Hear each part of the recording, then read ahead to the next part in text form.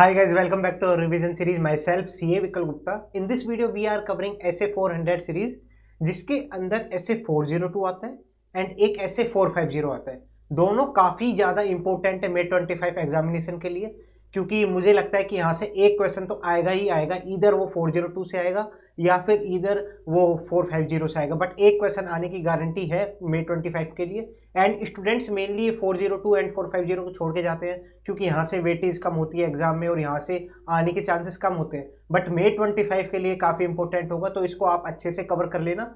And साथ साथ students को प्रॉब्लम आती है ऐसे 402 में, क्योंकि वो लर्न नहीं कर पाती, क्योंकि उनको अंडरस्टैंडिंग नहीं होती। तो यहाँ पे हम कॉन्सेप्चुअल अंडरस्टैंडिंग लेंगे कि ऐसे 402 वर्क कैसे करता है। तो let's start with SA 402। Audit consideration related to the entity using services organization. Service organization, जब भी आप अपनी चीजें आउटसोर्स करते हो तो सामने वाली सर्विस क्या हो जाती है? Service organization. जैसे आपने अपने पेरोल से रिलेटेड आउटसोर्स कर दिया कि मेरा जो भी पेरोल से रिलेटेड ईपीएफ में सबमिट होगा, टीडीएस कट होगा या पेरोल की पेमेंट होगी, वो सब कोई और ऑर्गेनाइजेशन करेगी आपके बिहाफ पे। तो जब वो कोई और ऑर्गेनाइजेशन वो सब चीजें परफॉर्म करेगी तो वहां पे वो सर्विस ऑर्गेनाइजेशन कहेंगे उसे, और आप क्या होगे? आप यूजर एंटिटी हो जाओगे। तो यहाँ पे मैंने एक एग्जांपल भी दिया हुआ है कि एचडीएफसी बैंक है, वो यूजर एंटिटी है। आपको एक कीवर्ड्स पे ध्यान रखना है कि कौन यूजर एंटिटी है, कौन सर्विस ऑर्गेनाइजेशन है। एक आपकी एचडीएफसी बैंक है और आप यूजर एंटिटी हो। आईटी इंफ्रास्ट्रक्चर को आउटसोर्स करा है, तो आपने किसको आउटसोर्स करा है? विप्रो को। तो आप तो यूजर एंटिटी हो गए, विप्रो क्या हुई? Service organization. ये आपको ध्यान रखना है। एंड इसके अंदर एक और फर्दर स्टेप पे चले जाते हैं, तो विप्रो क्या करती है? उसको फर्दर आउटसोर्स कर देती है। अगर विप्रो ने फर्दर आउटसोर्स करा तो वो क्या हो जाएगा? सब सर्विस ऑर्गेनाइजेशन। ये आपको ध्यान रखना है कि यूजर एंटिटी क्या होती है। यूजर एंटिटी कुछ चीजें आउटसोर्स करती है तो वो क्या हो गया? सर्विस ऑर्गेनाइजेशन को आउटसोर्स करेगी। सर्विस ऑर्गेनाइजेशन फर्दर कुछ आउटसोर्स करती है तो सब सर्विसेज ऑर्गेनाइजेशन हो जाएगा। और ऐसे 402 किसके प्रोस्पेक्टिव से बात करता है? यूजर एंटिटी के प्रोस्पेक्टिव से। आप यूजर ऑडिटर हो, आप ऐसे 402 में यूजर ऑडिटर हो, आप यूजर एंटिटी के प्रोस्पेक्टिव से देखोगे जो सर्विस ऑर्गेनाइजेशन है वो सर्विसेज प्रोवाइड कर रही है, वो आपकी एंटिटी पे, यूजर एंटिटी पे कितना इफेक्ट लाती है, फाइनेंशियल स्टेटमेंट पे कितना इफेक्ट आएगा उससे, तो उसके रिगार्डिंग यूजर एंटिटी का ऑडिटर चेक करेगा। एंड सर्विस ऑर्गेनाइजेशन की साइड से बात करेंगे, वो वहां पे आएगा एसए 3402 में। एसए 3402 जब आप देखोगे एसए 3402, वहां पे सर्विस ऑर्गेनाइजेशन से रिलेटेड आप कुछ प्रोसीजर परफॉर्म करते हो, तो वहां पे एसए 3402 आता है। वहां पे अगर सीए परफॉर्म करता है तो एसए 3402 आता है, अदरवाइज एसए 3402 भी नहीं लगेगा। तो आपको डिफरेंस पता लगा एसए 402 का, एसए 3402 का। एसए 402 जब आप एज ए यूजर ऑडिटर हो, यूजर एंटिटी के ऑडिटर हो, उसके प्रोस्पेक्टिव से देखोगे तो आप एसए 402 लगाओगे। अगर कोई सर्विस ऑर्गेनाइजेशन का कोई ऑडिटर है, वो आपको टाइप 1 टाइप 2 रिपोर्ट बना के दे रहा है, तो वो जब वो चीजें परफॉर्म करेगा तो उस ऑडिटर के लिए एसए 3402 लग जाएगा। तो ये डिफरेंस होता है। तो एसए 402 का ऑब्जेक्टिव क्या होता है पहले वो देखते हैं। To obtain understanding of the nature and significance of the services provided by the service organization, and उसका क्या इफेक्ट होगा एंटिटी के इंटरनल कंट्रोल पे, कि जो सर्विस ऑर्गेनाइजेशन जो सर्विसेज प्रोवाइड कर रही है वो किस नेचर की सर्विसेज है, उसका सिग्निफिकेंस क्या है, फाइनेंशियल स्टेटमेंट पे क्या सिग्निफिकेंस है, यूजर एंटिटी पे क्या सिग्निफिकेंस आ रहा है, और यूजर एंटिटी की जो इंटरनल कंट्रोल है उस पर क्या इफेक्ट आ रहा है, वो सब चीज ऑडिटर अंडरस्टैंडिंग लेगा। फिर वो ऑडिट प्रोसीजर परफॉर्म करेगा, ऑडिट प्रोसीजर डिजाइन करेगा, परफॉर्म करेगा, अगर उसमें कुछ उसको रिस्क मिलता है तो यहाँ पे हमने क्या करा? पहले तो रिस्क असेसमेंट प्रोसीजर करा, जहां पे हमने अंडरस्टैंडिंग ली इन चीजों की। फिर हमने क्या करा? ऑडिट प्रोसीजर परफॉर्म करने के लिए फर्दर ऑडिट प्रोसीजर परफॉर्म कर रहे हैं। तो यहाँ पे दोनों चीजों की बात होगी, रिस्क असेसमेंट प्रोसीजर की भी, फर्दर ऑडिट प्रोसीजर की भी। बट ये ऐसे एक जगह नहीं लगता। कब? जब फाइनेंशियल इंस्टीट्यूशन कोई सर्विसेज प्रोवाइड कर रहा हो, वो भी किसके रेस्पेक्ट में? जब आप एज ए एबीसी कंपनी हो, आपने अपना बैंक खुलवाया, एक एचडीएफसी के अंदर बैंक खुलवाया, तो आप ये नहीं है कि आप एबीसी कंपनी के ऑडिटर हो, आप एचडीएफसी बैंक के कंट्रोल चेक करने जाओगे कि उन्होंने हमारा अकाउंट सही से मेंटेन करा है नहीं करा, तो वहां पे ऐसे 402 नहीं लगता। This SA not apply to the services provided by the financial institution that are limited to the process of entities account held by the financial institution. तो वहां पे ऐसे 402 नहीं लगेगा। बट हाँ, अगर एचडीएफसी बैंक ने कुछ आउटसोर्स करा हुआ है तो वहां पे 402 लग सकता है। बट आप सिर्फ और सिर्फ अकाउंट की पर्सपेक्टिव से देख रहे हो कि आपने उसके अंदर करंट अकाउंट खुलवाया हुआ है तो आप उसके कंट्रोल चेक करके आओगे, वहां पे ऐसे 402 नहीं लगेगा। बट सर एक बात बताओ, हमने तो काफी सर्विसेज आउटसोर्स कर रखी है, house keeping services, payroll services, तो क्या ऑडिटर सारी सर्विसेज के नेचर एंड सिग्निफिकेंस देखेगा, या ऑडिटर सारी सर्विसेज को ऑडिट प्रोसीजर परफॉर्म करेगा? ऐसा नहीं है। ऑडिटर के लिए वही रिलेवेंट होगा जो उसके फाइनेंशियल स्टेटमेंट पे इफेक्ट लाए, जो फाइनेंशियल रिपोर्टिंग पे इफेक्ट लाए। कौन सी फाइनेंशियल रिपोर्टिंग? यूजर एंटिटी के फाइनेंशियल रिपोर्टिंग पे इफेक्ट लाए। तो यहाँ पे हम आइडेंटिफाई कैसे करेंगे कि सर्विस ऑर्गेनाइजेशन की जो भी सर्विसेज है यूजर एंटिटी के फाइनेंशियल रिपोर्टिंग पे इफेक्ट ला सकती है। तो यहाँ पे SA40 ने कोई सर्टेन मैटर्स दिए हैं कि अगर इन मैटर्स पे वो सर्विसेज इफेक्ट करती हैं तो हम मान लेंगे वो relevant to the financial reporting है।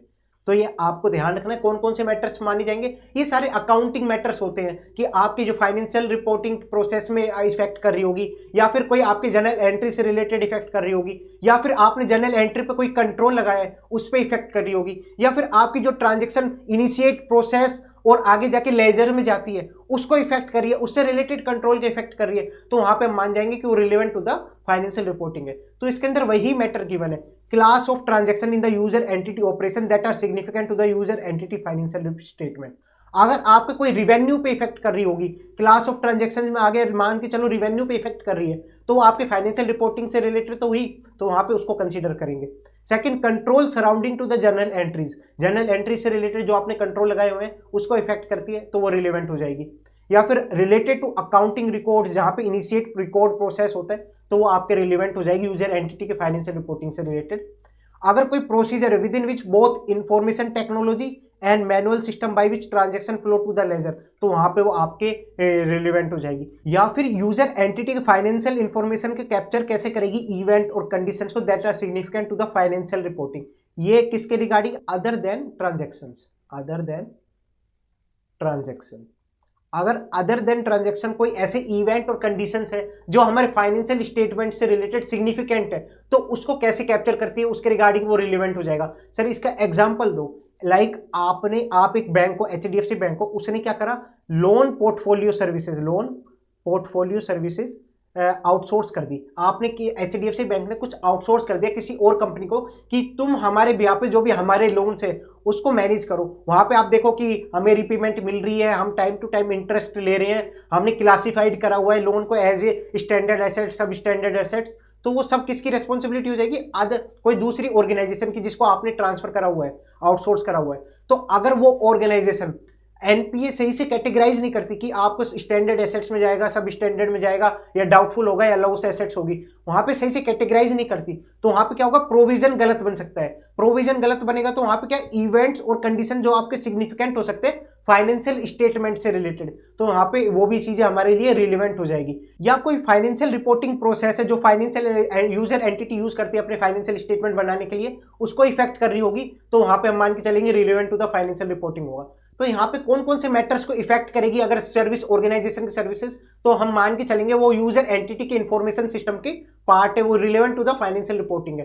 तो इसके अंदर आता है पहले तो हमारा class of transaction that are relevant to the financial reporting, user entity के फाइनेंशियल स्टेटमेंट से रिलेवेंट है। या फिर कोई controls related to the journal entries, तो वो हमारे लिए रिलेवेंट हो जाएगा। रिलेटेड अकाउंटिंग रिकॉर्ड्स, जहां पे हमें इनिशिएट प्रोसेस और हम रिकॉर्ड करते हैं ट्रांजैक्शंस को, तो वो रिलेवेंट हो जाएगा। या फिर कोई procedure with in which both information system and manual system, जहां से वो ट्रांजैक्शन फ्लो होती है लेजर में, तो वो रिलेवेंट हो जाएगा। या फिर how user entity information system capture events और transaction that are significant to the financial reporting, तो वो रिलेवेंट हो जाएगा। या फिर कोई फाइनेंशियल रिपोर्टिंग प्रोसेस को इफेक्ट करती हो तो वो रिलेवेंट हो जाएगा। तो ये सारे मैटर्स को इफेक्ट करेगी, तो यहाँ पे ऑडिटर उनको चेक करेगा, वो सर्विसेज हमारे लिए रिलेवेंट हो जाएगी। तो सर ऐसा तो है नहीं ऑडिटर को पता लगा चलो ये सर्विसेज है, ये सर्विसेज फाइनेंशियल स्टेटमेंट को इफेक्ट कर रही है, तो auditor direct audit procedure perform कर देगा। तो वो पहले रिस्क असेसमेंट प्रोसीजर परफॉर्म करेगा, वो पहले अंडरस्टैंडिंग लेगा जो सर्विसेज प्रोवाइड कर रही है सर्विस ऑर्गेनाइजेशन, वो किस तरह की सर्विसेज, उसका नेचर क्या है, उसका सिग्निफिकेंस क्या है, उसकी अंडरस्टैंडिंग लेगा पहले, फिर बाद में उसके रिगार्डिंग चेक करेगा कि यार वहां पे कोई रिस्क है तो प्रोसीजर परफॉर्म करने के रिगार्डिंग डिजाइन करना है, परफॉर्म करना है कोई ऑडिट प्रोसीजर, वो बाद में देखेंगे। पहले यहाँ पे आता है रिस्क असेसमेंट प्रोसीजर। यहाँ पे ऑडिटर अंडरस्टैंडिंग लेगा किस चीज की, nature of the services provided by the service organization, हम वो चेक करेंगे कौन सी नेचर की सर्विसेज प्रोवाइड कर रही है, साथ साथ उसका सिग्निफिकेंस क्या है यूजर एंटिटी पे, वो चेक करेंगे। फिर हमने नेचर एंड सिग्निफिकेंस चेक करा, फिर हम ये चेक करेंगे नेचर एंड मटेरियलिटी क्या होगी उस ट्रांजेक्शन की, कि भाई वो मटेरियल है, वो हमारे ट्रांजेक्शन को मटेरियल इफेक्ट कर सकती है, मटेरियल मिसस्टेटमेंट हो सकता है, तो तब ही हम आगे प्रोसीड करेंगे। अगर वो मटेरियल इफेक्ट ही नहीं आती हमारे फाइनेंशियल स्टेटमेंट में तो हमें चेक करने की रिक्वायरमेंट नहीं है। बट इसमें एक कैच है, एक पॉइंट है इसमें कि अगर आपने कोई सर्विसेज प्रोवाइड कर रहे हो, वो आपको पता है वो मटेरियल नहीं है, मटेरियलिटी में कंसिडर नहीं होती, उसका साइज ऑफ सर्विसेज इतना मटेरियल नहीं है, बट उसका नेचर ऐसा है कि वो मटेरियल हो सकती है, वो सिग्निफिकेंस हो सकती है। वो कैसे सर? आप पेरोल सर्विसेज आपने आउटसोर्स कर रखी है। पेरोल सर्विसेज में क्या होता है, आपको पता है कि जो पेरोल की अमाउंट है वो आपके लिए मटेरियल नहीं है, आपके फाइनेंशियल स्टेटमेंट को इफेक्ट नहीं कर सकती, यूजर एंटिटी के फाइनेंशियल स्टेटमेंट को इफेक्ट नहीं कर सकती। बट अगर पेरोल से रिलेटेड उसने ईपीएफ टाइम पे सबमिट नहीं करा, या उसने टीडीएस कट नहीं करा और डिपॉजिट नहीं करा, किसको? गवर्नमेंट को, तो वहां पे क्या हुआ, आपके रेगुलेटरी रिक्वायरमेंट पे भी इफेक्ट आ सकता है। तो वो हमारा नेचर क्या हुआ, सिग्निफिकेंट हो गया। तो वहां पे हमें वो कंसीडर करना पड़ेगा, चाहे जो ट्रांजैक्शन परफॉर्म कर रहे हो वो मटेरियल हो या ना हो, बट उसका नेचर सिग्निफिकेंट हो जाता है तो ऑडिटर उसके रिगार्डिंग प्रोसीजर परफॉर्म करेगा। तो यहाँ पे एक पॉइंट ऐसा बन सकता है। तो हमें क्या क्या चेक करना है, एक तो नेचर ऑफ सर्विसेज क्या है, उसका सिग्निफिकेंस क्या है यूजर एंटिटी पे। सेकंड, नेचर एंड मटेरियलिटी क्या है उस ट्रांजेक्शन की, वो चेक करेंगे। नेचर ऑफ रिलेशनशिप क्या है यूजर एंटिटी का एंड सर्विस ऑर्गेनाइजेशन का। यहाँ पे हम रिलेशनशिप से आइडेंटिफाई करेंगे कि उनका कॉन्ट्रेक्चुअल एग्रीमेंट कैसा है, कॉन्ट्रेक्चुअल टर्म कैसी है, उनके बीच में डायरेक्ट रिलेशनशिप है तो हम डायरेक्ट ऑडिटर से कम्युनिकेट कर सकते हैं, नहीं कर सकते, सर्विस ऑर्गेनाइजेशन के ऑडिटर से, वो चेक करेंगे। हमें टाइप 1 टाइप 2 रिपोर्ट मिल सकती है, नहीं मिल सकती, वो सब चीज हमें कॉन्ट्रेक्चुअल एग्रीमेंट से पता लगेगा। फिर डिग्री ऑफ इंटरेक्शन क्या है between service organization and user entity. यहाँ पे डिग्री ऑफ इंटरेक्शन से मतलब है कितने एक्सटेंट ऑफ किसी ट्रांजेक्शन में यूजर एंटिटी परफॉर्म कर रही है और कितना एक्सटेंट सर्विस ऑर्गेनाइजेशन परफॉर्म कर रहा है। मैं आपको एग्जांपल देता हूं कि एक बुक कीपिंग से रिलेटेड आपने आउटसोर्स करा हुआ है, बुक कीपिंग से रिलेटेड आपने आउटसोर्स करा हुआ है। यहाँ पे आप क्या करते हो, आप ऑथोराइज आप करते हो as a user entity, and बाद में जाके जो रिकॉर्ड करता है वो सर्विस ऑर्गेनाइजेशन करता है। तो वहां क्या हुआ, डिग्री ऑफ इंटरेक्शन ज्यादा हुआ कि वहां पे हर ट्रांजैक्शन पे इंटरेक्ट करेंगे यूजर एंटिटी के कंट्रोल, साथ साथ सर्विस ऑर्गेनाइजेशन के कंट्रोल। बट आपने कोई बुक कीपिंग सर्विसेज ऐसी दे रखी है जो सारा काम कौन करेगा, सर्विस ऑर्गेनाइजेशन करेगी, तो वहां पे user entity and service organization पे इतना ज्यादा इंटरेक्शन नहीं होगा। तो आपको ये सारे पॉइंट कंसीडर करने जब आप अंडरस्टैंडिंग लोगे कि जो सर्विसेज प्रोवाइड कर रही है सर्विस ऑर्गेनाइजेशन उसका कितना इफेक्ट आ सकता है। तो वहां पे कौन कौन से पॉइंट चेक करोगे, एक का नेचर ऑफ सर्विसेज क्या है, साथ साथ उसकी सिग्निफिकेंस क्या है यूजर एंटिटी पे, तो आप चेक करोगे। फिर nature and materiality of transaction check करोगे। फिर आप नेचर ऑफ रिलेशनशिप देखोगे between user entity and service organization. फिर कॉन्ट्रेक्चुअल एग्रीमेंट चेक करोगे कि भाई हमें टाइप 1 टाइप 2 रिपोर्ट प्रोवाइड होगी नहीं होगी, उनके कॉन्ट्रेक्चुअल एग्रीमेंट में क्या लिखा है, कौन सी सर्विसेज प्रोवाइड होगी, तो आप वहां से अंडरस्टैंडिंग लोगे। साथ साथ आप डिग्री ऑफ इंटरेक्शन देखोगे यूजर एंटिटी का और उसके साथ साथ सर्विस ऑर्गेनाइजेशन में, दोनों के बीच में कितना इंटरेक्शन है वो सब चीज चेक करोगे। वहां से आप लोगे अंडरस्टैंडिंग सर्विस ऑर्गेनाइजेशन जो सर्विसेज परफॉर्म कर रही है। एंड जो ये नेचर ऑफ सर्विसेज की बात हुई उसकी इंफॉर्मेशन कैसे मिलेगी, आप चेक कर सकते हो यूजर मैनुअल, टेक्निकल मैनुअल, जो भी उस कॉन्ट्रेक्चुअल एंड एग्रीमेंट होगा आप उसको रीड कर सकते हो। जो मैंने यहाँ पे बोला कॉन्ट्रेक्चुअल टर्म को हम चेक कर लेंगे तो वो सब चीज से आपको अंडरस्टैंडिंग मिल जाएगी किस नेचर की सर्विसेज प्रोवाइड कर रही है सर्विस ऑर्गेनाइजेशन। तो यहाँ पे आपको नेचर ऑफ सर्विसेज मिल जाएगी। बट सर अगर आप अंडरस्टैंडिंग ही नहीं ले पाए तो आप क्या करोगे, तो what if user auditor unable to obtain sufficient understanding from user entity. अगर आपको यूजर एंटिटी से वो सफिशिएंट इंफॉर्मेशन नहीं मिल पाई जो सर्विसेज प्रोवाइड करी सर्विस ऑर्गेनाइजेशन। सर ये यूजर एंटिटी का क्या मतलब है, यही सारे प्रोसीजर परफॉर्म करे, आपने नेचर ऑफ रिलेशनशिप देखा, नेचर ऑफ सर्विसेज चेक करने की कोशिश करी, या फिर आपने कोई डिग्री ऑफ इंटरेक्शन चेक करा, कॉन्ट्रेक्चुअल एग्रीमेंट चेक करा, बट आपको वहां से इंफॉर्मेशन नहीं मिल पाई, आपको अंडरस्टैंडिंग नहीं मिल पाई, तो उस केस में ऑडिटर अंडरस्टैंडिंग कहां से लेगा, ये सारे प्रोसीजर परफॉर्म करके वो ऑब्टेन करेगा type 1 report and type 2 report. Sir ये टाइप 1 रिपोर्ट टाइप 2 रिपोर्ट क्या होती है, ये हम नीचे चेक करेंगे। यहाँ पे वो कॉन्टैक्ट कर सकता है सर्विस ऑर्गेनाइजेशन से और वहां से इंफॉर्मेशन ऑब्टेन कर सकता है। क्या सर वो डायरेक्ट कॉन्टैक्ट कर सकता है, नहीं, वहां पे यूजर एंटिटी के थ्रू कॉन्टैक्ट करेगा, डायरेक्ट कॉन्टैक्ट नहीं करेगा। या फिर वो सर्विस ऑर्गेनाइजेशन जाके वहां पे उनके रिलेवेंट कंट्रोल के रिगार्डिंग प्रोसीजर परफॉर्म करके आ सकता है। Visit the service organization and perform procedure about the relevant control. अगर आप नहीं जा सकते तो आप किसी और ऑडिटर को यूज करके उसको भेज दो, वो प्रोसीजर परफॉर्म कराएगा। तो आप अगर आपको अंडरस्टैंडिंग नहीं मिलती यूजर एंटिटी के थ्रू तो आप कौन कौन से प्रोसीजर परफॉर्म करोगे, कैसे ऑब्टेन करोगे अंडरस्टैंडिंग, आप ऑब्टेन करोगे टाइप 1 और टाइप 2 रिपोर्ट अगर अवेलेबल है तो, या फिर आप कॉन्टैक्ट कर सकते हो सर्विस ऑर्गेनाइजेशन से थ्रू यूजर एंटिटी एंड वहां से इंफॉर्मेशन ऑब्टेन कर सकते हो, या फिर आप विजिट कर सकते हो सर्विस ऑर्गेनाइजेशन और वहां पे जाके प्रोसीजर परफॉर्म कर सकते हो रिलेवेंट कंट्रोल्स पे, या फिर कोई और ऑडिटर को यूज करके आप उससे प्रोसीजर परफॉर्म करा सकते हो। तो अगर आपको इन्फॉर्मेशन ऑब्टेन नहीं होती, अंडरस्टैंडिंग ऑब्टेन नहीं होती यूजर एंटिटी के थ्रू, तो आप ये सारे प्रोसीजर परफॉर्म करके अंडरस्टैंडिंग ले सकते हो। तो यहाँ तक तो हमने बात देखी कि हमें अंडरस्टैंडिंग लेनी है, और यहाँ पे टाइप 1 टाइप 2 रिपोर्ट की बात हुई। अब सर ये टाइप 1 एंड टाइप 2 रिपोर्ट क्या है, वो ऑडिटर क्यों ऑब्टेन कर रहा है टाइप 1 टाइप 2 रिपोर्ट, उससे मिलता क्या क्या है। तो यहाँ पे हम आते हैं टाइप 1 टाइप 2 रिपोर्ट होती क्या है। टाइप 1 एंड टाइप 2 रिपोर्ट, जब सर्विस ऑर्गेनाइजेशन एक ऑडिटर को अपॉइंट करती है कि तू हमारे कंट्रोल के रिगार्डिंग रिपोर्ट इशू कर, तो वहां पे टाइप 1 एंड टाइप 2 रिपोर्ट होता है। ये बात हुई सर्विस ऑडिटर की। सर्विस ऑडिटर सर्विस ऑर्गेनाइजेशन के कंट्रोल्स को चेक करेगा, तब वहां पे टाइप 1 एंड टाइप 2 रिपोर्ट आएगी। बट सर ये टाइप 1 एंड टाइप 2 में डिफरेंस क्या है। टाइप 1 रिपोर्ट में कंप्राइज होगा description and design of control, और टाइप 2 रिपोर्ट में क्या आएगा, description, design and operating effectiveness. Type 1 report में सर्विस ऑडिटर जो होता है, सर्विस ऑर्गेनाइजेशन में जो ऑडिटर होता है, वो कोई ओपिनियन एक्सप्रेस नहीं करता किस पे, टेस्टिंग ऑफ कंट्रोल पे। बट टाइप 2 रिपोर्ट में वो ओपिनियन एक्सप्रेस करेगा कि जो कंट्रोल जो लगाए हुए हैं ऑर्गेनाइजेशन ने, वो ऑपरेट इफेक्टिवली कर रहे हैं नहीं कर रहे, उसके रिगार्डिंग। तो ये दोनों में ये डिफरेंस होता है। टाइप 1 रिपोर्ट में क्या डिस्क्रिप्शन होगा, are description prepared by management of service organization, जिसमें कंट्रोल ऑब्जेक्टिव होंगे, रिलेटेड कंट्रोल होंगे, वो सबका डिस्क्रिप्शन होगा। तो उसके रिगार्डिंग क्या करेगा, सर्विस ऑडिटर जो होगा उस पर रिपोर्ट प्रिपेयर करेगा with objective to convey the reasonable assurance of above description. जो कंट्रोल है, जो कैसे किस टाइप के कंट्रोल है, वो कंट्रोल कितना रिलेवेंट है, उसके ऊपर अपना रीजनेबल एश्योरेंस देगा, उसके ऊपर कोई भी टेस्टिंग परफॉर्म नहीं करेगा। बट जब टाइप 2 रिपोर्ट की बात आती है, वहां पे डिस्क्रिप्शन से प्रिपेयर करेगी management regarding the control objective related control, वो तो सेम रहेगा। और फिर ऑडिटर क्या करेगा, ऑडिटर एक तो ओपिनियन देगा, जो भी डिस्क्रिप्शन है, जो मैनेजमेंट ने डिस्क्रिप्शन दिया है regarding the relevant control, control objective, वो सारे सही है नहीं है, उसके ऊपर रीजनेबल एश्योरेंस देगा। साथ साथ description of auditor about the test of control, यहां पे ऑपरेटिंग इफेक्टिवनेस की भी बात आएगी टाइप 2 रिपोर्ट में। तो type 1 report and type 2 report का डिफरेंस समझना पड़ेगा आपको। टाइप 1 रिपोर्ट में वो टेस्ट ऑफ कंट्रोल नहीं करता, वो टेस्ट ऑफ कंट्रोल परफॉर्म नहीं करता। वो ऐसा नहीं है कि सर्विस ऑर्गेनाइजेशन के कंट्रोल्स के ऊपर अपनी टेस्टिंग करके बता रहे कि वो ऑपरेट कर रहे हैं, इफेक्टिवली नहीं कर रहे। टाइप 1 रिपोर्ट में ऐसा कुछ भी नहीं होता। टाइप 1 रिपोर्ट में एक तो डिस्क्रिप्शन देगी मैनेजमेंट कि हमारे कंट्रोल क्या है, कंट्रोल ऑब्जेक्टिव क्या है, रिलेवेंट कंट्रोल क्या है, उसके ऊपर सर्विस ऑडिटर एक रिपोर्ट फॉर्म कर देगा, उस पर रीजनेबल एश्योरेंस दे देगा जो भी डिस्क्रिप्शन मैनेजमेंट ने दिया है वो सही है या नहीं है। बट जब टाइप 2 रिपोर्ट में आते हैं, एक तो वो रिपोर्ट देगा किसके ऊपर, डिस्क्रिप्शन के ऊपर, कि मैनेजमेंट ने जो भी इंफॉर्मेशन दी है, जो भी कंट्रोल से रिलेटेड ऑब्जेक्टिव है वो सही है नहीं है, उसके ऊपर तो एक रिपोर्ट देगा। साथ साथ वो टेस्ट ऑफ कंट्रोल भी परफॉर्म करेगा कि जो कंट्रोल लगाए हुए हैं वो इफेक्टिवली ऑपरेट कर रहे नहीं कर रहे। तो ये दोनों डिफरेंस होता है टाइप 1 एंड टाइप 2 रिपोर्ट के रिगार्डिंग।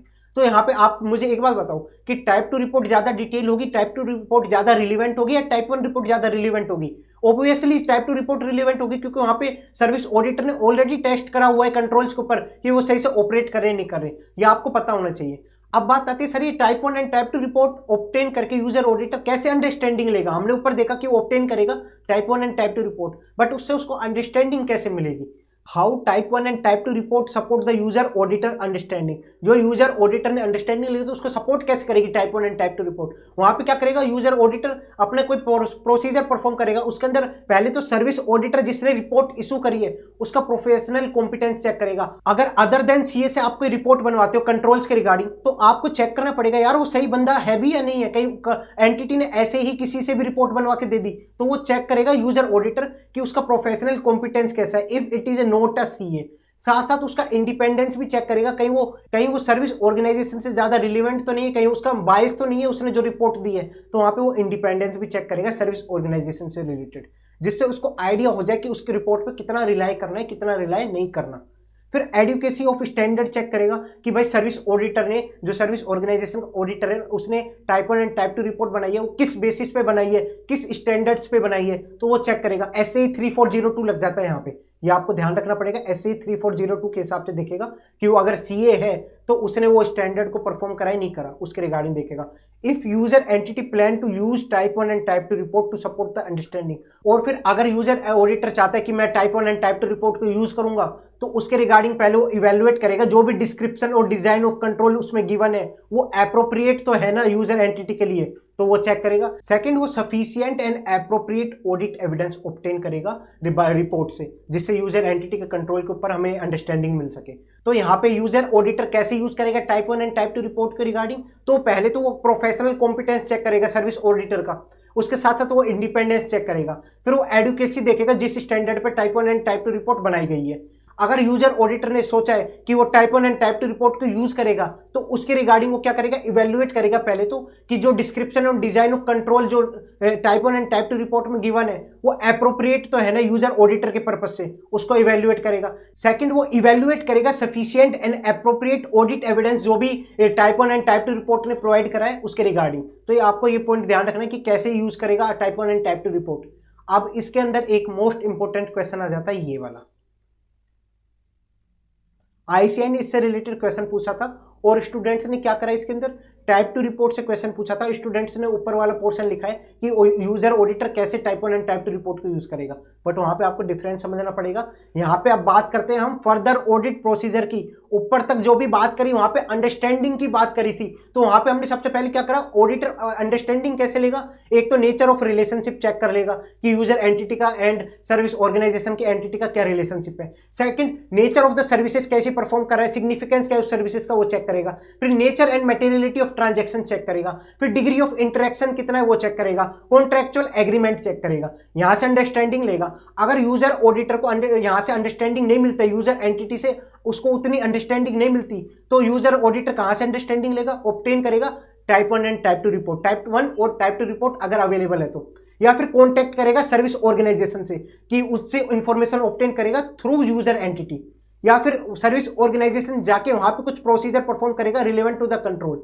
अगर वो खुद नहीं जा सकता, वो किसी और ऑडिटर को भेजेगा और वहां पे प्रोसीजर परफॉर्म कराएगा। ऐसे तो वो अंडरस्टैंडिंग लेगा। अब बात I type 1 and type 2 report की। टाइप 1 रिपोर्ट में वो description and design of control के बारे में बात करता है, बट टाइप 2 रिपोर्ट में description, design and operating effectiveness of control की बात करता है। तो वहां पे टाइप 2 रिपोर्ट में जो सर्विस ऑडिटर होगा वो कंट्रोल के रिगार्डिंग टेस्टिंग भी करेगा और उसके रिगार्डिंग बताएगा कि कंट्रोल ऑपरेट कर रहे हैं इफेक्टिवली या नहीं कर रहे। तो ये डिफरेंस होता है टाइप 1 एंड टाइप 2 रिपोर्ट का। बट ऑडिटर कैसे टाइप 1 एंड टाइप 2 रिपोर्ट को यूज करेगा, यूजर ऑडिटर कैसे टाइप 1 एंड टाइप 2 रिपोर्ट को यूज करेगा, उसके रिगार्डिंग पहले वो चेक करेगा कि प्रोफेशनल कॉम्पिटेंस क्या है जो भी सर्विस ऑडिटर है उसका, अगर वो सीए नहीं है तो, और उसका इंडिपेंडेंस चेक करेगा। फिर वो एडिक्वेसी चेक करेगा किस स्टैंडर्ड पे टाइप 1 एंड टाइप 2 रिपोर्ट बनी है। फिर आगे अगर यूजर ऑडिटर सोचता है कि उसको type 1 and type 2 report use करनी है, तो वो चेक करेगा कि जो भी description and design of control है वो यूजर एंटिटी के लिए रिलेवेंट तो है ना, वो उसके रिगार्डिंग पे वो टाइप 1 एंड टाइप 2 रिपोर्ट को यूज करेगा। सेकंड, जो भी sufficient and appropriate audit evidence given है रिपोर्ट में तो उसको इवेल्युएट करेगा। तो यहां से तो वो उसने अंडरस्टैंडिंग ले ली। अब बात आती है टेस्ट ऑफ कंट्रोल की। यूजर जो ऑडिटर है उसको ऑब्टेन करना है sufficient and appropriate audit evidence regarding की जो कंट्रोल है, जो सर्विस ऑर्गेनाइजेशन पे ने जो कंट्रोल लगाए हुए हैं अपने सर्विसेज पे, वो कंट्रोल ऑपरेट कर रहे हैं इफेक्टिवली या नहीं कर रहे, उसके रिगार्डिंग अगर यूजर ऑडिटर को ऑब्टेन करना है ऑडिट एविडेंस तो कैसे ऑब्टेन करेगा। तो हमने देखा था सर वो टाइप 2 रिपोर्ट ले लेगा। टाइप 2 रिपोर्ट में तो सर्विस ऑडिटर है, सर्विस ऑर्गेनाइजेशन का जो ऑडिटर है वो ऑलरेडी कंट्रोल को टेस्ट करके ही बताता है, उसके ऊपर रिपोर्ट देता है। तो वहां पे क्या हुआ, ऑब्टेन कर लेंगे हम टाइप 2 रिपोर्ट को। अगर यूजर ऑडिटर को ऑब्टेन करना है sufficient and appropriate audit evidence about the operating effectiveness of those control, तो वहां पे हम टाइप 2 रिपोर्ट ऑब्टेन कर लेंगे, क्योंकि टाइप 2 रिपोर्ट पे तो ऑलरेडी सर्विस ऑर्गेनाइजेशन का जो ऑडिटर है वो कंट्रोल को टेस्ट कर चुका है। अगर टाइप 2 ऑडिट रिपोर्ट अवेलेबल नहीं है तो परफॉर्म करेंगे appropriate test of control at service organization, जो हमने ऊपर देखा था ना अंडरस्टैंडिंग लेने के लिए जब हम कुछ प्रोसीजर परफॉर्म करते हैं सर्विस ऑर्गेनाइजेशन जाके रिलेवेंट कंट्रोल पे, तो वहां पे तो हम अंडरस्टैंडिंग ले रहे थे। अब क्या कर रहे हैं, अब कंट्रोल के ऊपर टेस्टिंग परफॉर्म कर रहे हैं, ऑपरेट कर रहे हैं इफेक्टिवली या नहीं कर रहे, तो उसके regarding perform appropriate test of control. ये हम फर्दर ऑडिट प्रोसीजर की बात कर रहे हैं, ये याद रखना। ऊपर रिस्क असेसमेंट प्रोसीजर की बात थी। अगर आप जाके परफॉर्म नहीं कर सकते तो आप किसी ऑडिटर को भेज दो और उससे परफॉर्म करा लो टेस्ट ऑफ कंट्रोल। तो अगर आपको sufficient and appropriate audit evidence लेना है कि सर्विस ऑर्गेनाइजेशन के जो कंट्रोल्स है वो ऑपरेट कर रहे हैं इफेक्टिवली नहीं कर रहे, तो या तो आप टाइप 2 रिपोर्ट ऑब्टेन कर लो अगर अवेलेबल है तो, नहीं तो आप खुद जाके कंट्रोल टेस्टिंग कराओ। अगर आप नहीं जा सकते आप किसी और ऑडिटर को यूज करो और उससे कंट्रोल टेस्टिंग करा लो। इस पे SA600 भी लग जाता है, क्योंकि आप किसी और ऑडिटर को लेके आ रहे हो तो वहां पे SA600 लग जाएगा। सो आप 3 तरह से ऑडिट एविडेंस ऑब्टेन कर सकते हो। Operating effectiveness of the service organization control यहाँ पे ऑब्टेन कर सकते हो टाइप 2 रिपोर्ट, या फिर आप खुद जाके टेस्ट ऑफ कंट्रोल परफॉर्म करके आ सकते हो, या फिर किसी और ऑडिटर को यूज करके आप वहां पे टेस्ट ऑफ कंट्रोल परफॉर्म करा सकते हो। तो ये सारे प्रोसीजर से आप ऑब्टेन कर सकते हो ऑडिट एविडेंस। बट आपने यूज करी टाइप 2 रिपोर्ट, आपको टाइप 2 रिपोर्ट मिल गई, आप यूज कर रहे हो type 2 report to obtain audit evidence that control of service organization are operating effectively. तो टाइप 2 रिपोर्ट को कैसे यूज करोगे आप, कि उसमें कंट्रोल जो है ऑपरेट हो रहे, इफेक्टिवली नहीं हो रहे, तो उसके रिगार्डिंग आपको कुछ इन्फॉर्मेशन चेक करनी पड़ेगी। सर इन्फॉर्मेशन क्या टेस्ट करनी है? जब सर्विस ऑडिटर ने ऑलरेडी उसके ऊपर कंट्रोल के ऊपर टेस्टिंग करके दे रखी है तो हम type two report directly use कर लेंगे? नहीं, ऐसे कैसे यूज कर सकते हो आप? एक बात बताओ, सर्विस ऑडिटर ने 2 साल पहले की रिपोर्ट है वो, तो आपके 2 साल पहले की रिपोर्ट के ऊपर अभी आप चेक कर लोगे कि यार हाँ यार मुझे ऑडिट एविडेंस मिल गया? आपको देखना पड़ेगा ना कब सर्विस ऑडिटर ने उसके ऊपर कंट्रोल के ऊपर टेस्टिंग परफॉर्म करी थी, उसके रिगार्डिंग आपको इन्फॉर्मेशन लेनी पड़ेगी। और टाइप टू रिपोर्ट के अंदर आपको और भी चीजें चेक करनी पड़ेगी, जिस कंट्रोल के ऊपर उसने टेस्ट परफॉर्म करे थे वो आपके लिए कितना रिलीवेंट है, आप वो भी तो चेक करोगे। तो जब भी user auditor type two report obtain करता है, उसको ऊपर कंसीडर करता है, तो ऑब्टेन करेगा sufficient and appropriate audit evidence provide कर रही है नहीं कर रही टाइप टू रिपोर्ट। उसके रिगार्डिंग वो क्या क्या चेक करेगा? इवेल्युएट करेगा description, design and operating effectiveness of control अभी भी उसके लिए एप्रोप्रिएट है या नहीं है, यूजर ऑडिटर के लिए एप्रोप्रिएट है या नहीं है, वो चेक करेगा। Second, evaluate the adequacy of the time period cover by the test of control. आपको देखना पड़ेगा जो सर्विस ऑडिटर ने जो टेस्ट ऑफ कंट्रोल परफॉर्म करे थे वो कब परफॉर्म करे थे, वो अब रिलीवेंट है या नहीं है, वो जो रिपोर्ट उसने इशू करी वो अब रिलीवेंट है या नहीं, वो आपको वो चेक करना पड़ेगा। थर्ड, आपको डिटरमाइन करना पड़ेगा complementary user entity control identified by the service organization are the relevant to the user entity. Sir ये कॉम्प्लीमेंट्री यूजर एंटिटी कंट्रोल क्या होता है? इतनी बड़ी टर्म है सर, इसका मतलब क्या है मैं आपको बताता हूं। आपने पेरोल सर्विसेज आउटसोर्स कर रखी, आप एबीसी कंपनी हो, आपने एक्सवाई कंपनी को पेरोल सर्विसेज दे रखी है कि भाई मेरे सारे पेरोल एक्सवाई कंपनी परफॉर्म करेगी, ईपीएफ के रिगार्डिंग भी पेमेंट वही करेगी, टीडीएस भी वही कट करेगी। तो आपने सारी चीजें एक्सवाई को दे रखी है पेरोल से रिलेटेड, बट पेरोल से रिलेटेड डेटा कौन देगा? एबीसी कंपनी तो डेटा देगी कि हमारे 50 एम्प्लॉयज इनके पेरोल जाएंगे, हमारे 50 एम्प्लॉयज का डेटा जाएगा। सो जो 50 एम्प्लॉयज के रिगार्डिंग जो पेरोल जाएगा उसके रिगार्डिंग जो ये लिस्ट देगी एबीसी कंपनी, इस लिस्ट के ऊपर जो भी कंट्रोल्स होंगे वो क्या होंगे? हमारे कॉम्प्लीमेंट्री यूजर एंटिटी कंट्रोल। कि भाई अगर तुमने लिस्ट ही गलत दी तो उसमें सर्विस ऑर्गेनाइजेशन क्या करेगी? आपके अगर 40 ही बंदे थे, आपने 50 का पेरोल करा दिया, तो गलती किसकी? एबीसी एंड कंपनी की गलती। तो वहां पे कंट्रोल किसका गलत था? एबीसी कंपनी का कंट्रोल गलत था। वहां पे सर्विस ऑर्गेनाइजेशन से रिलेटेड क्या लेना देना? तो वहां पे उसी की बात करिए, डिटरमाइन करना पड़ेगा कॉम्प्लीमेंट्री यूजर एंटिटी कंट्रोल जो सर्विस ऑर्गेनाइजेशन ने आइडेंटिफाई करा है, एंड उसके ऊपर यूजर ऑडिटर कंट्रोल को टेस्ट करेगा और उसके ऊपर चेक करेगा कि वो कंट्रोल ऑपरेट कर रहे हैं, इफेक्टिवली नहीं कर रहे। क्योंकि इस कंट्रोल के ऊपर तो सर्विस ऑडिटर टेस्टिंग नहीं करेगा, क्योंकि ये तो यूजर एंटिटी का कंट्रोल है। तो इसके ऊपर कौन चेक करेगा? इसके ऊपर चेक करेगा यूजर ऑडिटर। जब भी कॉम्प्लीमेंट्री यूजर एंटिटी कंट्रोल की बात होगी तो आपको अंडरस्टैंडिंग लेना है कुछ ऐसे कंट्रोल जो यूजर एंटिटी के ऊपर अप्लाई होते हैं, जो सर्विस ऑडिटर उसका कुछ नहीं कर सकता, सर्विस ऑडिटर उसके ऊपर टेस्टिंग भी नहीं कर सकता। तो वो कौन टेस्ट करेगा? यूजर ऑडिटर टेस्ट करेगा। आपको ये एग्जांपल याद रखना है जिससे आपको अंडरस्टैंडिंग मिलेगी कि कॉम्प्लीमेंट्री यूजर एंटिटी कंट्रोल क्या होते हैं। फिर आता है इवैल्यूएट करेगा whether test of control perform by the service auditor, और जो रिजल्ट डिस्क्राइब करा है वो रिलीवेंट तो है ना यूजर एंटिटी फाइनेंशियल स्टेटमेंट से रिलेटेड। जब भी आप टाइप 2 रिपोर्ट को कंसीडर करोगे, यूजर ऑडिटर जब भी टाइप 2 रिपोर्ट को कंसीडर करेगा तो उसको ये सारी चीजें चेक करनी पड़ेगी। सर कौन कौन सी चीजें चेक करनी पड़ेगी? एक तो उसके अंदर जो description and design of control है वो यूजर एंटिटी के लिए अप्रोप्रिएट है या नहीं है, वो चेक करेगा। सेकंड चेक करेगा जो भी कंट्रोल के ऊपर टेस्टिंग प्रोवाइड करी थी उसका टाइम पीरियड कब है, adequacy of time period check करेगा कि भाई पता लगे वो बहुत पहले के कंट्रोल के ऊपर टेस्टिंग परफॉर्म करी हुई है, वो आज रिलीवेंट ही ना हो, तो वो आपको चेक करनी है।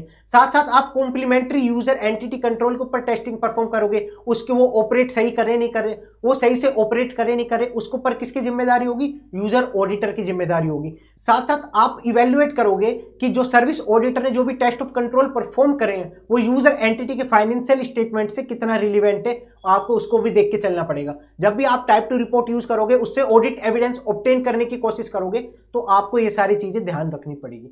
सो हमने ऊपर देखा कि यूजर ऑडिटर अंडरस्टैंडिंग कैसे लेगा जो भी सर्विसेज परफॉर्म कर रही है सर्विस ऑर्गेनाइजेशन उसकी। उसके बाद हमने देखा टाइप 1 रिपोर्ट क्या होती है, टाइप 2 रिपोर्ट क्या होती है, और कैसे यूज करेगा टाइप 1 एंड टाइप 2 रिपोर्ट को। फिर हमारे टेस्ट ऑफ कंट्रोल के रिगार्डिंग, जब यूजर ऑडिटर ऑब्टेन करना चाहता है audit evidence regarding the operating effectiveness of control of service organization, तो वो क्या करेगा? ऑब्टेन करेगा टाइप 2 रिपोर्ट। अगर टाइप 2 रिपोर्ट अवेलेबल नहीं है तो वो वहां पे जाके टेस्ट ऑफ कंट्रोल परफॉर्म करके आएगा सर्विस ऑर्गेनाइजेशन पे। अगर वो खुद नहीं जा सकता तो वो किसी और ऑडिटर को यूज करेगा और उसको बोलेगा तू टेस्ट ऑफ कंट्रोल परफॉर्म करके आ सर्विस ऑर्गेनाइजेशन पे। अगर आप टाइप 2 रिपोर्ट यूज कर रहे हो ऑडिट एविडेंस ऑब्टेन करने के रिगार्डिंग कि जो कंट्रोल है सर्विस ऑर्गेनाइजेशन के वो सही से इफेक्टिवली ऑपरेट कर रहे नहीं कर रहे, उसके रिगार्डिंग आपको ये सारे मैटर्स देखने पड़ेंगे। फिर यहां तक तो हो गया, हमने ऑब्टेन कर लिया अंडरस्टैंडिंग, हमने फर्दर ऑडिट प्रोसीजर भी परफॉर्म कर लिए। फिर बात आती है रिपोर्टिंग की। रिपोर्टिंग में क्या होगा, रिपोर्टिंग बाय यूजर ऑडिटर। अगर उसने सर्विस ऑडिटर की रिपोर्ट को यूज कर रहा है तो भाई यूजर अपनी ऑडिट रिपोर्ट में भी तो लिखेगा कि यार मैंने सर्विस ऑडिटर की रिपोर्ट को यूज करा है, तो उसके रिगार्डिंग क्या रूल्स एंड रेगुलेशन है उसकी बात करता है ये। एक तो आपको अगर sufficient and appropriate audit evidence ही नहीं मिला, if user auditor unable to obtain sufficient and appropriate audit evidence regarding the services provided by the service organisation, अगर आपको sufficient and appropriate audit evidence ही नहीं मिला जो सर्विस परफॉर्म कर रही है सर्विस ऑर्गेनाइजेशन उसके रिगार्डिंग, तो आप क्या करोगे, मॉडिफाई करोगे ओपिनियन। अब एक बात मैं आपसे पूछता हूं, अगर जो सर्विसेज परफॉर्म कर रही है सर्विस ऑर्गेनाइजेशन, जो सर्विस हमने आउटसोर्स कराई है वो मटेरियल ही नहीं है फाइनेंशियल स्टेटमेंट पे, वो फाइनेंशियल स्टेटमेंट के ऊपर मटेरियल ही नहीं है, इमटेरियल है, तो भी आप मॉडिफाई करोगे क्या ओपिनियन? नहीं, उस केस में आप मॉडिफाई नहीं करोगे। सिर्फ और सिर्फ जब आपके ऊपर मटेरियल इफेक्ट आ रहा होगा फाइनेंशियल स्टेटमेंट के ऊपर, जो भी सर्विसेज परफॉर्म कर रही है सर्विस ऑर्गेनाइजेशन, उससे आपके फाइनेंशियल स्टेटमेंट के ऊपर मटेरियल इंपैक्ट आ सकता है उस सर्विसेज से, तो तब ही आप मॉडिफाई करोगे जब आपको sufficient and appropriate audit evidence नहीं मिल रहा होगा।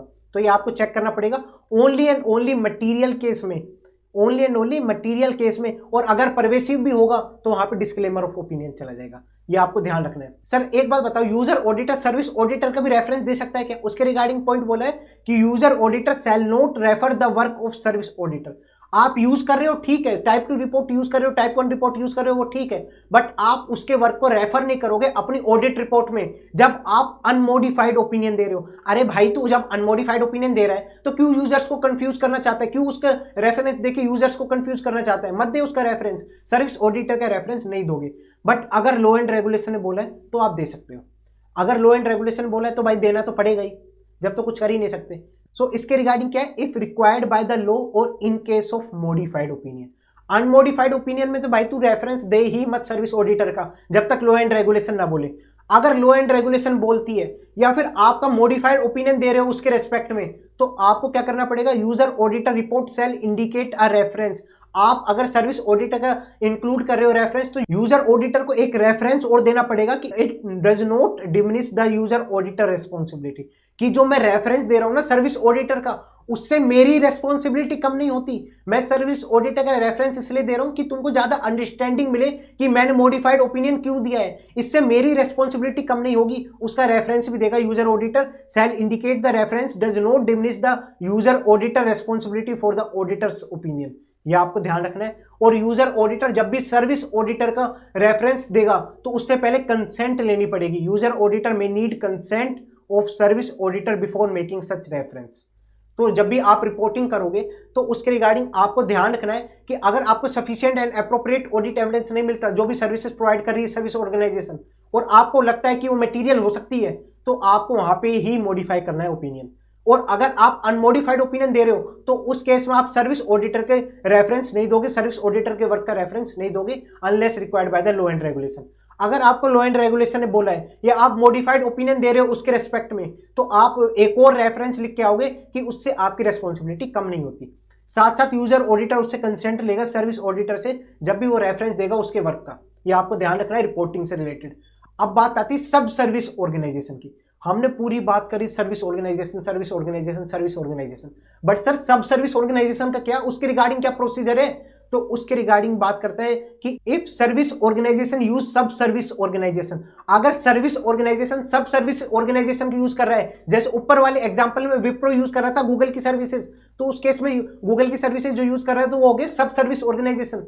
उस केस में आपका एक केस बन सकता है कि या तो जो सर्विस ऑडिटर रिपोर्ट है टाइप 1 टाइप 2 रिपोर्ट थी, उसके अंदर जो सब सर्विस ऑर्गेनाइजेशन के कंट्रोल्स होंगे या तो वो इंक्लूड होंगे या एक्सक्लूड होंगे। जो टाइप 1 एंड टाइप 2 रिपोर्ट दी थी सर्विस ऑडिटर ने, उसके अंदर या तो सब सर्विस ऑर्गेनाइजेशन के कंट्रोल है, वो इंक्लूड भी हो सकते हैं उसके अंदर या एक्सक्लूड हो सकते हैं। अगर इंक्लूड होंगे तो उसे बोलेंगे इंक्लूसिव मेथड, अगर एक्सक्लूड होंगे तो उसको बोलेंगे कार आउट मेथड। कि इंक्लूसिव मेथड कब होता है और कार आउट मेथड कब होता है, ये आपको ध्यान रखना है। If type 1 and type 2 report exclude करता है सब सर्विस ऑर्गेनाइजेशन के कंट्रोल्स को, अगर आपको पता लगा कि यार जो सर्विस ऑडिटर ने टाइप 1 एंड टाइप 2 रिपोर्ट दी है उसके अंदर सब सर्विस ऑर्गेनाइजेशन का कोई भी कंट्रोल नहीं है, कोई भी कंट्रोल के रिगार्डिंग कोई भी बात नहीं है, और आपको पता है कि सब सर्विस ऑर्गेनाइजेशन का कंट्रोल आपके लिए रिलीवेंट है, यूजर एंटिटी के लिए रिलीवेंट है, तो हमने जो भी इंफॉर्मेशन जो भी अब तक पढ़ के आए हैं SA 402 में, वो सारा आप SSO के लिए अप्लाई कर दो, सब सर्विस ऑर्गेनाइजेशन के लिए अप्लाई कर दो।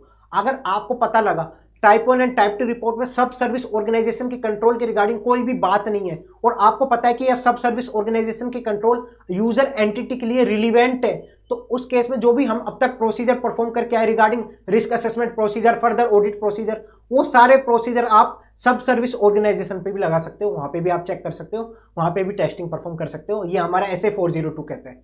तो हमने SA 402 स्टार्ट करा था, उसके अंदर हमने ऑब्जेक्टिव देखा था कि रिस्क असेसमेंट प्रोसीजर परफॉर्म करेगा, फर्दर ऑडिट प्रोसीजर परफॉर्म करेगा। अब वो सारी सर्विसेज को चेक करेगा जो भी सर्विस ऑर्गेनाइजेशन परफॉर्म कर रही है, नहीं, वो सिर्फ उन्हीं सर्विसेज को चेक करेगा जो हमारे फाइनेंशियल रिपोर्टिंग से रिलेवेंट है, जो हमारे इंफॉर्मेशन सिस्टम से रिलेवेंट है। तो हमने कुछ सर्टेन मैटर्स देखे, वो उसमें मैटर्स के अंदर मेनली अकाउंटिंग से रिलेटेड ज्यादा मैटर थे कि क्लास ऑफ ट्रांजेक्शन को चेक करेगा, control surrounding to the journal entries को चेक करेगा, रिलेवेंट अकाउंटिंग रिकॉर्ड्स को चेक करेगा जहां पे इनिशिएट प्रोसेस और रिकॉर्ड होती है जर्नल एंट्रीज, या फिर कोई इंफॉर्मेशन सिस्टम और मैनुअल सिस्टम जहां से वो ट्रांजैक्शन फ्लो होती है लेजर्स में, वो चेक करेगा, या फिर कोई इवेंट और कंडीशन कैसे कैप्चर करती है यूजर एंटिटी उसके रिगार्डिंग चेक करेगा, या कोई फाइनेंशियल रिपोर्टिंग प्रोसेस जो यूजर एंटिटी के लिए रिलेवेंट है उसको कुछ इफेक्ट करती है वो सर्विसेज, तो वहां पे चेक करेगा।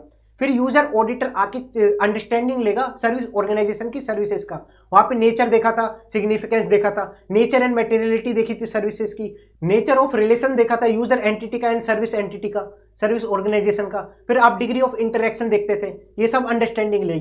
तो अगर अंडरस्टैंडिंग नहीं मिल पाई यूजर एंटिटी के थ्रू, तो ऑडिटर कहां से अंडरस्टैंडिंग लेगा? यूजर ऑडिटर वो ऑब्टेन करेगा टाइप 1 और टाइप 2 रिपोर्ट अगर अवेलेबल है तो, या कॉन्टैक्ट कर सकता है सर्विस ऑर्गेनाइजेशन को, कॉन्टैक्ट करके वहां से ऑब्टेन कर सकता है इंफॉर्मेशन थ्रू यूजर एंटिटी, या फिर वो खुद जाके वहां पे अंडरस्टैंडिंग लेके आ सकता है रिगार्डिंग द रिलेवेंट कंट्रोल्स। अगर वो खुद नहीं जा सकता तो वो किसी और ऑडिटर को भेज के वहां से अंडरस्टैंडिंग ले सकता है रिगार्डिंग द कंट्रोल्स। यहां से तो उसने अंडरस्टैंडिंग ले ली। अब बात आती है सर ये टाइप 1 टाइप 2 रिपोर्ट क्या है? टाइप 1 रिपोर्ट में बात करते हैं हमारे description and design of control of service organization, but type 2 के अंदर आता है description, design and operating effectiveness of service organization. दोनों सर्विस ऑडिटर सर्विस ऑर्गेनाइजेशन को बना के देते हैं and service organization user auditor को बना के देती है। फिर यूजर ऑडिटर कैसे यूज करेगा टाइप 1 एंड टाइप 2 रिपोर्ट को, कैसे अपने लिए यूज करेगा, उसके रिगार्डिंग बात करी थी। फिर हमारे थे test of control, user auditor कैसे ऑब्टेन करेगा audit evidence regarding the operating effectiveness of control of service organization, तो वहां पे ऑब्टेन कर सकता है वो टाइप 2 रिपोर्ट, नहीं तो खुद जाके वहां पे टेस्ट ऑफ कंट्रोल परफॉर्म करके आ सकता है, या फिर किसी और ऑडिटर को भेज के टेस्ट ऑफ कंट्रोल परफॉर्म करके आ सकता है। अगर वो टाइप 2 रिपोर्ट को यूज कर रहा है तो उसे किस किस इंफॉर्मेशन का ध्यान रखना पड़ेगा to obtain an audit evidence, तो वहां पे उसको चेक करना पड़ेगा कि जो भी डिस्क्रिप्शन एंड डिजाइन की बात हुई वो एप्रोप्रिएट है या नहीं है, या फिर जो भी एडिक्वेसी ऑफ टाइम पीरियड है वो उसके लिए रिलीवेंट है या नहीं है, एप्रोप्रिएट है या नहीं है, वो चेक करेगा, या फिर कोई कॉम्प्लीमेंट्री यूजर एंटिटी कंट्रोल्स हैं उसके रिगार्डिंग चेक करेगा, क्योंकि वो यूजर ऑडिटर की रेस्पॉन्सिबिलिटी हो जाती है उसके रिगार्डिंग टेस्टिंग चेक करना, या फिर जो भी सर्विस ऑडिटर ने टेस्ट ऑफ कंट्रोल परफॉर्म करा है वो यूजर एंटिटी के फाइनेंशियल स्टेटमेंट के लिए कितना रिलीवेंट है उसको इवेल्युएट करेगा। यहां से वो टाइप 2 रिपोर्ट के रिगार्डिंग ऑडिट एविडेंस ऑब्टेन कर सकता है। फिर हम बात है रिपोर्टिंग पे क्या होगा, रिपोर्टिंग पे क्या इफेक्ट आएगा? यूजर ऑडिटर को अगर sufficient and appropriate audit evidence नहीं मिलता रिगार्डिंग जो भी सर्विसेज प्रोवाइड करी सर्विस ऑर्गेनाइजेशन, तो मॉडिफाई कर सकता है ओपिनियन। सेकंड बात आती है कि यूजर ऑडिटर रेफरेंस दे सकता है क्या सर्विस ऑडिटर का, तो वहां पे रेफरेंस नहीं देगा जब वो अनमोडिफाइड ओपिनियन दे रहा है, तो वहां पे वो रेफरेंस नहीं देगा सर्विस ऑडिटर के वर्क का। बट अगर लॉ एंड रेगुलेशन बोलती है या फिर वो मॉडिफाइड ओपिनियन देता है तो उस केस में वो रेफरेंस दे सकता है सर्विस ऑडिटर का। उसके साथ साथ उसको एक और रेफरेंस देना पड़ेगा कि उससे यूजर ऑडिटर के जो ओपिनियन के ऊपर जो रेस्पॉन्सिबिलिटी होती है यूजर ऑडिटर की वो कम नहीं होगी। तो ये सारी बात थी SA 402 की, जहां पे हमने काफी अच्छे से अंडरस्टैंडिंग ली 402 में कैसे प्रोसीजर परफॉर्म होता है और कैसे यूजर ऑडिटर क्या क्या प्रोसीजर परफॉर्म करेगा। Now we are moving to SA 450 evaluation of misstatement during the audit. Most important, understanding के लिए तो काफी ज्यादा इंपॉर्टेंट है। इसका डायरेक्ट लिंक कहां से हो जाता है? SA 705 से। कैसे लिंक होगा वो सारा मैं इस वीडियो में बताता हूं आपको। तो ये सर इवेल्युएट करेगा मिस स्टेटमेंट को, जो भी ऑडिटर को आइडेंटिफाई हुई, तो इसके रिगार्डिंग यहाँ पे एक प्रोसीजर है। इन case of misstatement with in the clearly trivial level. Sir इसका मतलब क्या है? क्लियरली ट्रिवियल लेवल का मतलब क्या है कि अगर जो आपकी मिसस्टेटमेंट है वो छोटी मोटी सी है तो उसको एक्यूमुलेट करने की कोई रिक्वायरमेंट नहीं है। अगर आपको कोई लगता है कोई मिसस्टेटमेंट, अरे यार ये तो बच्ची सी मिसस्टेटमेंट है, उसको छोड़ सकते हो, उसको कोई भी रिक्वायरमेंट नहीं है। बट अगर अदर देन ट्रिवियल लेवल है, अगर आपको कुछ ऐसे मिसस्टेटमेंट मिली जो अदर देन ट्रिवियल लेवल है, तो उसको आप एक्यूमुलेट करोगे, साथ साथ कम्युनिकेट करोगे मैनेजमेंट के साथ टाइमली बेसिस पे। आपको कोई ऐसी मिसस्टेटमेंट मिली जो आपको पता है कि वो छोटी मोटी नहीं है, वो मटेरियल मिसस्टेटमेंट बन सकती है, तो आप कम्युनिकेट करोगे मैनेजमेंट के साथ टाइमली बेसिस पे। अगर मैनेजमेंट रिफ्यूज कर देती है उसको करेक्ट करने से, मैनेजमेंट रेक्टिफाई नहीं कर रही उस मिसस्टेटमेंट को, तो आप टीसीडब्ल्यूजी से कम्युनिकेट करोगे, टीसीडब्ल्यूजी ऐसी कोई मिसस्टेटमेंट है प्लीज इसको करेक्ट कर लो, नहीं तो आपके फाइनेंशियल स्टेटमेंट गए। बट मैनेज मिसस्टेटमेंट फिर भी रेक्टिफाई नहीं हुई, टीसीडब्ल्यूजी ने भी आपको इग्नोर करा, ब्लू टिक नो रिप्लाई, तो उस केस में क्या करेंगे, इवेल्युएट करेंगे the effect of uncorrected misstatement. यहां पे आप वर्ड देख रहे हो अनकरेक्टेड मिसस्टेटमेंट, आपको मिसस्टेटमेंट मिली वो भी नोट क्लियरली ट्रिवियल लेवल की थी, आपने कम्युनिकेट करा मैनेजमेंट से, टीसीडब्ल्यूजी से कम्युनिकेट करा, बट वो रेक्टिफाई नहीं कर रहे, तो वो मिसस्टेटमेंट क्या हो गई, अनकरेक्टेड मिसस्टेटमेंट। और जब अनकरेक्टेड मिसस्टेटमेंट हो जाता है और वो मटेरियल हो जाती है तो आप ऐसे 705 में आ जाते हो, और 705 का आप चार्ट देखोगे तो वहां पे वर्ड क्या था, अनकरेक्टेड मिसस्टेटमेंट। अगर आपके अनकरेक्टेड मिसस्टेटमेंट मटेरियल है, क्वालिफाइड ओपिनियन, वो मटेरियल के साथ साथ परवेजिव है, तो आपका एडवर्स ओपिनियन, तो यहां से जो अनकरेक्टेड मिसस्टेटमेंट बनती है वो ऐसे 705 में आ जाती है, ये आपको ध्यान रखना पड़ेगा। अब इसके अंदर आते हैं सर टाइप ऑफ मिसस्टेटमेंट कौन कौन सी होती है। एक तो फैक्चुअल मिसस्टेटमेंट, जो आपको दिख रही है कि यार ये मिसस्टेटमेंट है ही है, क्या misstatement about which there is no doubt, कि आपको पता है डिस्क्लोजर ही नहीं दिया ईपीएस के रिगार्डिंग, जो डिस्क्लोजर देना चाहिए था, वो हमारी क्या हुआ, फैक्चुअल मिसस्टेटमेंट। नेक्स्ट है जजमेंटल मिसस्टेटमेंट। सर ये जजमेंटल मिसस्टेटमेंट क्या है, अगर कोई जजमेंट्स लिया था मैनेजमेंट ने रिगार्डिंग अकाउंटिंग एस्टिमेट्स या किसी और के रिगार्डिंग, तो वहां पे जजमेंट्स में आपको लगता है कि यार मैनेजमेंट ने कुछ ज्यादा ही वैल्यूएशन ले ली इन्वेंट्री की, कुछ ज्यादा ही उसने प्रोविजन फॉर डाउटफुल डेट बना दिए, तो उसके रिगार्डिंग क्या हुआ, आपका डिफरेंस क्रिएट हो गया आपका एज ए जजमेंट में और मैनेजमेंट के जजमेंट में, तो वो क्या हुआ, judgmental misstatement. Difference arising from the judgment of management concerning regarding accounting estimates that auditor consider unreasonable and inappropriate. जो भी जजमेंट लिए मैनेजमेंट ने रिगार्डिंग अकाउंटिंग एस्टिमेट, ऑडिटर को लगता है यार वो जजमेंट्स गलत हैं, तो वो क्या हुआ, जजमेंटल मिसस्टेटमेंट। नेक्स्ट आती है प्रोजेक्टेड मिसस्टेटमेंट। ये प्रोजेक्टेड मिसस्टेटमेंट क्या होती है, आपने कोई सैंपलिंग करी किसी पॉपुलेशन की, उसके बेस पे आपने प्रोसीजर परफॉर्म करा और उसके बेस पे आपको मिसस्टेटमेंट मिल गई, सैंपलिंग के बेसिस पे जो आपको मिसस्टेटमेंट मिली, आप उसको प्रोजेक्ट करोगे पूरे पॉपुलेशन के बेस पे कि अगर इतने से सैंपल में इतनी सी मिसस्टेटमेंट है तो पूरे पॉपुलेशन के हिसाब से कितनी प्रोजेक्टेड मिसस्टेटमेंट हो सकती है, तो वो सारे क्या हुए, प्रोजेक्टेड मिसस्टेटमेंट। आपको ये तीनों ध्यान रखने हैं और इसके एमसीक्यू आने के चांसेस हो सकते हैं क्योंकि ये अमेंडमेंट है, ये अमेंडमेंट है, आपको ध्यान रखना है तीनों कब कौन सी फैक्चुअल मिसस्टेटमेंट होती है, जजमेंटल मिसस्टेटमेंट क्या होती है और प्रोजेक्टेड मिसस्टेटमेंट क्या होती है, आपको ध्यान रखने पड़ेंगे। ये काफी इजी है और काफी अंडरस्टैंडेबल है कि अगर सामने सामने आपको मिसस्टेटमेंट दिखती है तो फैक्चुअल मिसस्टेटमेंट है। अगर आपको लगता है अकाउंटिंग एस्टिमेट्स में जो मैनेजमेंट ने जजमेंट यूज करे हैं वो अनरीजनेबल है तो वो जजमेंटल मिसस्टेटमेंट है, या फिर आपको लगता है जो आपके सैंपलिंग बेसिस पे आपको कुछ मिसस्टेटमेंट मिली, आप पूरे पॉपुलेशन लेवल पे देखोगे उसको, तो प्रोजेक्टेड मिसस्टेटमेंट हो जाएगी। ये हमारी टाइप ऑफ मिसस्टेटमेंट की बात आई। अब आई बात जो आइडेंटिफाइड मिसस्टेटमेंट है उसके रिगार्डिंग,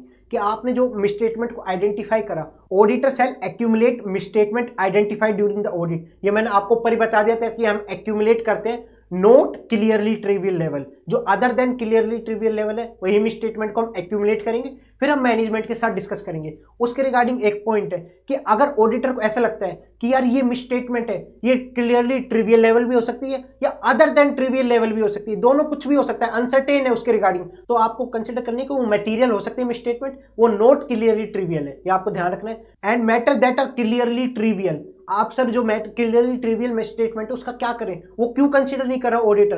अरे आपको पता है जब वो क्लियरली ट्रिवियल है उसका मटेरियल इफेक्ट ही नहीं आ सकता फाइनेंशियल स्टेटमेंट पे, उससे यूजर का डिसीजन के ऊपर कुछ इन्फ्लुएंस ही नहीं आ सकता, तो इसलिए आप उसको एक्यूमुलेट नहीं करते। Matter that are clearly trivial would not need to be accumulated because auditor expect that accumulation of such amount would not have material effect on the financial statement।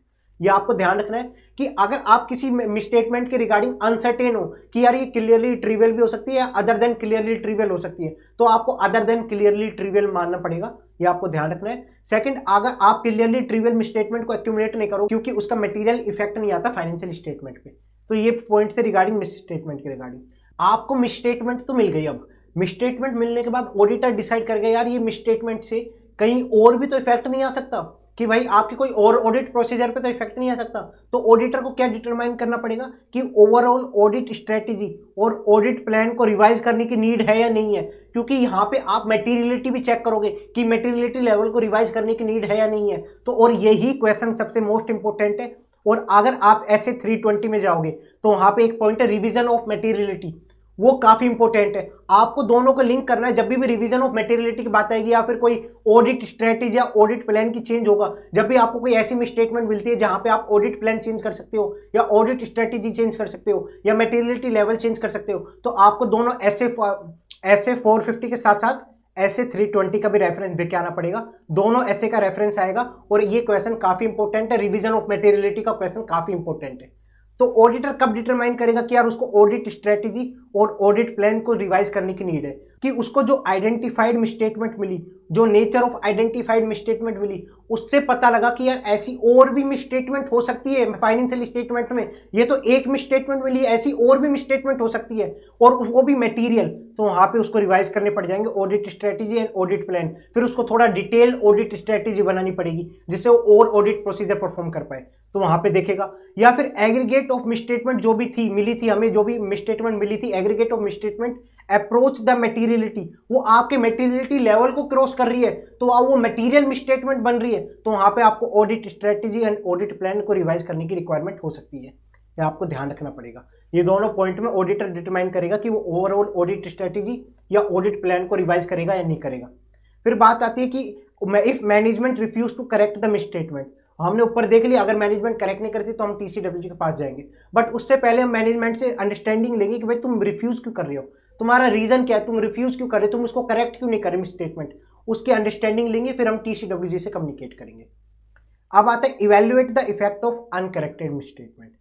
अगर आपको मिसस्टेटमेंट मिली, आपने कम्युनिकेट करी TCWG से, management और TCWG ने correct नहीं करी, तो वो बन गई अनकरेक्टेड मिसस्टेटमेंट। अब उसका इफेक्ट क्या होगा?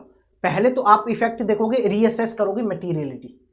आपको कोई अनकरेक्टेड मिसस्टेटमेंट मिली, मैंने आपको अभी बताया था कि मटेरियलिटी पे भी इफेक्ट आएगा, तो आपको यहां पे ऐसे 320 का रेफरेंस आएगा। 320 में रीअसेस करोगे आप मटेरियलिटी कि आपको मटेरियलिटी पे क्या इफेक्ट आ सकता है, आपको मटेरियलिटी लेवल वापस चेंज करने की रिक्वायरमेंट है या नहीं है, आप पहले वो इवेल्युएट करोगे। सेकंड, ऑडिटर डिटरमाइन करेगा जो भी अनकरेक्टेड मिसस्टेटमेंट है वो मटेरियल है या नहीं है, क्योंकि अनकरेक्टेड मिसस्टेटमेंट मिल गई, अगर मटेरियल होगी तो ऑडिटर का ओपिनियन के ऊपर इफेक्ट आ जाएगा। तो ऑडिटर कैसे इवेल्युएट करेगा कि अनकरेक्टेड मिसस्टेटमेंट मटेरियल है या नहीं है? वो देखेगा size and the nature of misstatement, जो मिसस्टेटमेंट का साइज है और नेचर क्या है मिसस्टेटमेंट का, उससे पता चलेगा कि यार वो मटेरियल है या नहीं है। साथ साथ effect of uncorrected misstatement related to the prior period, जो आपकी कोई मिसस्टेटमेंट है प्रायर पीरियड की, उसका करंट पीरियड पे क्या इफेक्ट है, उसको कंसीडर करेगा कि यार वो मटेरियल है या नहीं है। तो ये आपको चेक करना पड़ेगा। फिर ऑडिटर कम्युनिकेट करेगा टीसीडब्ल्यूजी से, अगर आपकी अनकरेक्टेड मिसस्टेटमेंट है, टीसीडब्ल्यूजी से कम्युनिकेट करा, टीसीडब्ल्यूजी ने करेक्ट नहीं करी, फिर आपको पता लगा कि यार ये तो मटेरियल है अनकरेक्टेड मिसस्टेटमेंट, तो फिर वो वापस टीसीडब्ल्यूजी से कम्युनिकेट करेगा कि जो अनकरेक्टेड मिसस्टेटमेंट है वो मटेरियल है, उससे हमारे ऑडिटर की रिपोर्ट में ओपिनियन के ऊपर इफेक्ट आएगा, हम ओपिनियन चेंज कर सकते हैं उससे। वो पहले टीसीडब्ल्यूजी से कम्युनिकेट करेगा और फिर वो रिक्वेस्ट करेगा रिटर्न रिप्रेजेंटेशन। अगर मैनेजमेंट और टीसीडब्ल्यूजी को लगता है कि जो मिसस्टेटमेंट हम बोल रहे कि मटेरियल है और टीसीडब्ल्यूजी कह रही है कि यार वो इममटेरियल मिसस्टेटमेंट है, वो कोई मटेरियल मिसस्टेटमेंट नहीं है, फाइनेंशियल स्टेटमेंट के ऊपर कोई भी मटेरियल इफेक्ट नहीं है उसका, अगर टीसीडब्ल्यूजी एंड मैनेजमेंट ऐसा बोलती है मटेरियल मिसस्टेटमेंट से रिलेटेड, तो हम रिटर्न रिप्रेजेंटेशन ऑब्टेन कर लेंगे। तो ये सारा हमारे ऐसे 450 से रिलेटेड था। आपको ये याद रखना है, अगर वो क्लियरली ट्रिवियल लेवल की बात करते हैं तो वहां पे हम एक्यूमुलेट नहीं करेंगे, इग्नोर मारेंगे। अगर वो नोट क्लियरली ट्रिवियल है तो आप उसको एक्यूमुलेट करोगे, डिस्कस करोगे मैनेजमेंट के साथ टाइमली बेसिस पे, और अगर मैनेजमेंट उसका रिप्लाई नहीं करती, करेक्ट नहीं करती, टीसीडब्ल्यूजी से कम्युनिकेट करोगे। फिर आपको ये भी चेक करना पड़ेगा कि यार जो मिसस्टेटमेंट है उससे हमें ऑडिटर का प्लान और ऑडिटर की जो स्ट्रेटेजी है वो रिवाइज करनी पड़ेगी नहीं करनी पड़ेगी। वो किसके ऊपर डिपेंड करेगा कि रिवाइज करना है नहीं करना ऑडिट प्लान और ऑडिट स्ट्रेटेजी को, वो नेचर ऑफ मटेरियल मिसस्टेटमेंट के ऊपर डिपेंड करेगा कि उससे पता लगे कहीं और भी मटेरियल मिसस्टेटमेंट है तो हमें रिवाइज करना पड़ जाएगा, या फिर जो एग्रीगेट ऑफ मिसस्टेटमेंट है वो मटेरियलिटी को अप्रोच करती है तो वहां पर हमें चेंज करना पड़ जाएगा ऑडिटर का प्लान और ऑडिटर की स्ट्रेटेजी। फिर आते हैं अनकरेक्टेड मिसस्टेटमेंट पे। जब हम अनकरेक्टेड मिसस्टेटमेंट पे आते हैं तो वहां पे पहले हम चेक करेंगे, रीअसेस करेंगे मटेरियलिटी को कि ऑडिटर को अनकरेक्टेड मिसस्टेटमेंट मिली है, ऑडिटर को लगता है उसका इंप्लीकेशन हो सकता है कहीं और ऑडिट प्रोसीजर पे, तो रीअसेस करता है मटेरियलिटी को, ये आपको ध्यान रखना है। फिर उसको पता लगा कि यार ये अनकरेक्टेड मिसस्टेटमेंट मटेरियल है, तो टीसीडब्ल्यूजी से कम्युनिकेट करो कि हमारे ऑडिट रिपोर्ट पे ओपिनियन में क्या इफेक्ट आ सकता है इस मटेरियल मिसस्टेटमेंट का। अगर टीसीडब्ल्यूजी मैनेजमेंट बोलती है कि यार ये मटेरियल इंफॉर्मेशन नहीं है, मटेरियल मिसस्टेटमेंट नहीं है, ये इममटेरियल है, तो उनसे रिटर्न रिप्रेजेंटेशन ले लो। ये हमारा SA450 था। यहाँ हमने SA402 और SA450 को काफी डिटेल कवर करा। मैं फिर वापस बोल रहा हूँ, May 25 के लिए काफी इंपॉर्टेंट ऐसे सीरीज है ये, इसको काफी अच्छे से करके जाना।